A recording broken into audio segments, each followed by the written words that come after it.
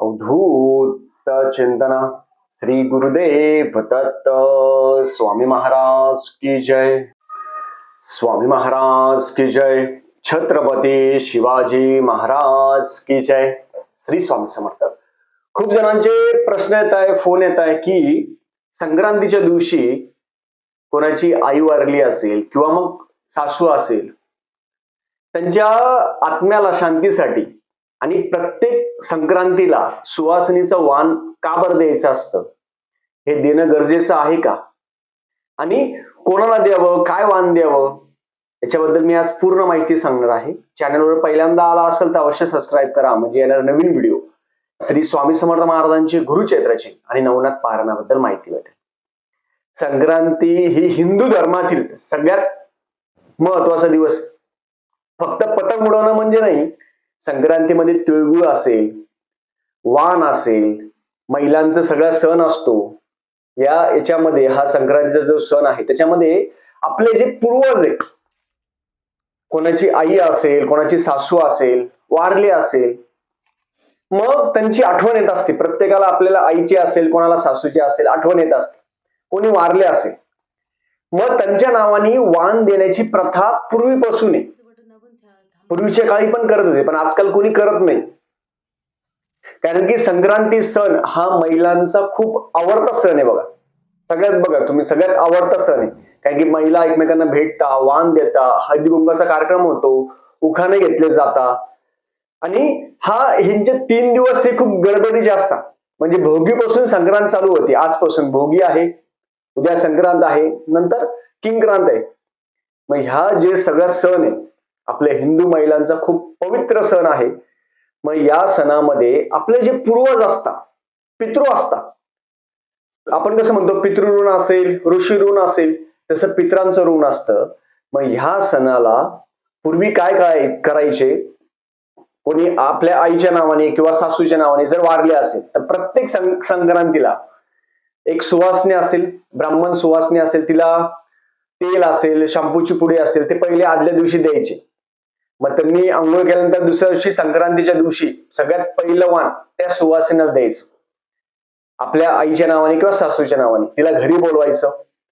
घरी बोलवल्यानंतर तिला मी स्क्रीनवर दाखवेल आपल्याला जे संक्रांतीला जेव्हा आपण घेतो ते सगळं वाण त्या आपल्या आईच्या किंवा सासूच्या नावाने स्मरणार्थ त्यांना द्यायचं. अशी प्रथा होती पहिले.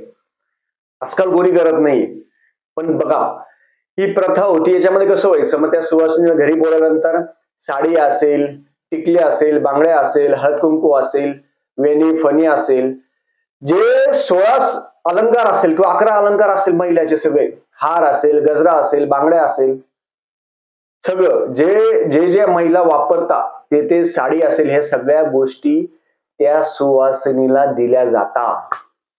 ब्राह्मण सुवासिनी आहे, तिला घरी बोलवायचं.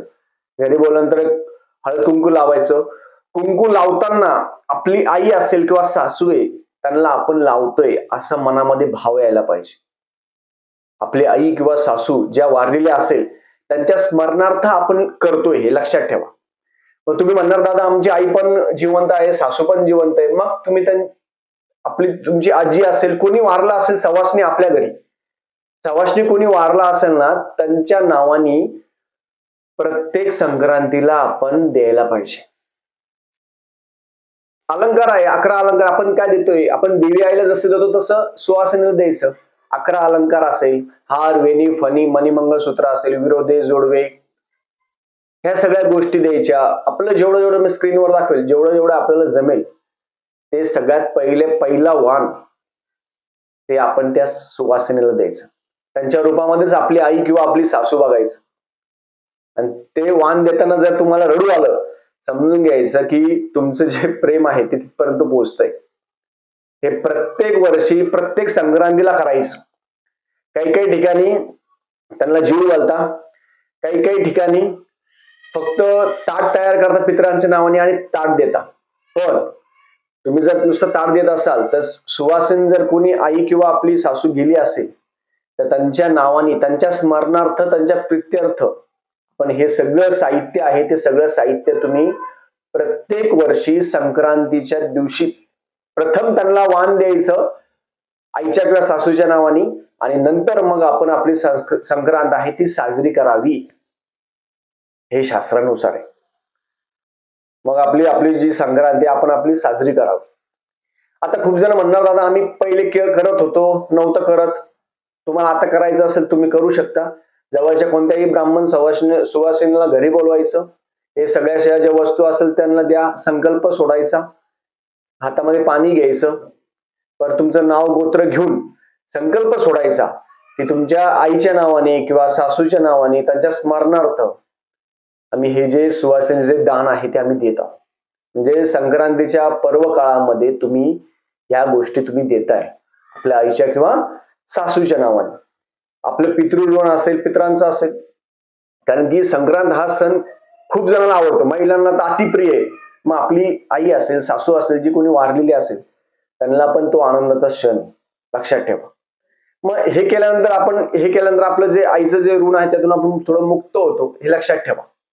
म्हणून हे प्रत्येक संक्रांतीला आपण सगळ्यात प्रथम द्यायचं, प्रत्येक संक्रांतीला हे लक्षात ठेवा, त्यांच्या नावाने आपण द्यायचं. कारण की सण जो असतो तो सण सगळ्यांना घेऊन असतो. त्याच्यानंतर मग आपण आपलं वाण असेल, हळदी कुंकू असेल ते करू आपण शकता. घरामध्ये आपला आईचा फोटो असेल, सासूचा फोटो असेल, तो फोटो ठेवावा.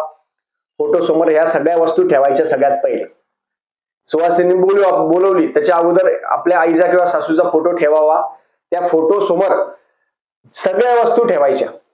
साडी असेल, सगळ्या वस्तू ज्या ज्या आहेत त्या सगळ्या 11 अलंकार 16 अलंकार जे असेल ते सगळं फोटो समोर ठेवायचं, आणि नंतर आपण त्या ब्राह्मण सुवासिनीला द्यायचं. आपल्या जवळची कुठे ब्राह्मण सुवासिनी भेटत असेल त्यांना द्या, त्यांना विचारा की तुम्ही ते वाण घेता का.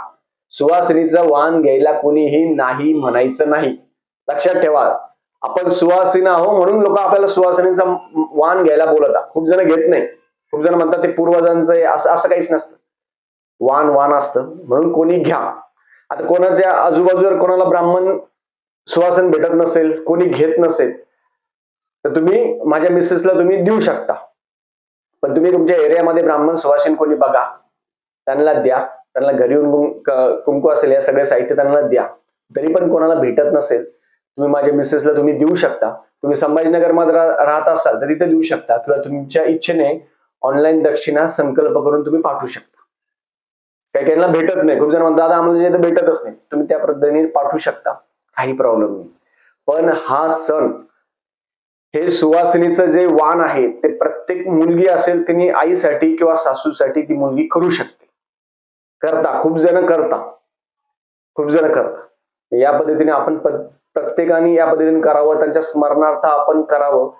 जेव्हा त्या सुवासिनीला आपण कुंकू लावत असतो तेव्हा त्या रूपामध्ये आपली आई किंवा सासू समजावी, हे लक्षात ठेवा. त्यांच्या याच्यामध्ये ते येत असतात. अशा पद्धतीने सुवासिनी करावं. संक्रांतीच्या दिवशी पितृअष्टक, पितृनमन घ्यावं.